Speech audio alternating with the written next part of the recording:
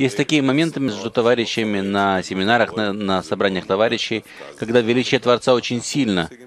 Это не об этом говорится, что мы вот это постигаем между нами? Величие свойства отдачи, что и называется величием Творца.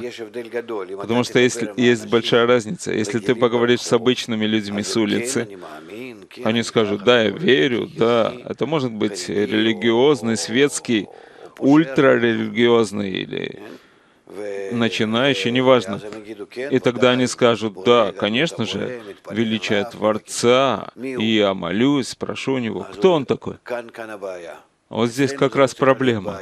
У нас здесь не должно быть проблемы, поскольку это различие в том, ты делаешь себе образ и подобие и изваяние или нет. Творец — это свойство отдачи, приди и увидь, которое я раскрываю в себе. Есть ли у меня что-то от этого, когда свет, который мне светит, приносит какое-то свечение? Я чувствую, что у нас есть такие моменты. Я спрашиваю, это истина или это пока что мы только думаем, что это величие? Каждый раз это меняется, и каждый раз это будет выясняться все более, выявиться.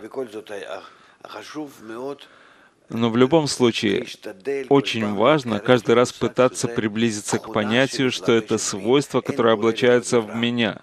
Нет Творца без творения. Творец облачается в творение, свет облачается в клей. Творец — это обобщающая сила света, источник его, то есть более внутреннее понятие. Пока что это нам еще не ясно, но по сути дела важно, чтобы мы знали об этом.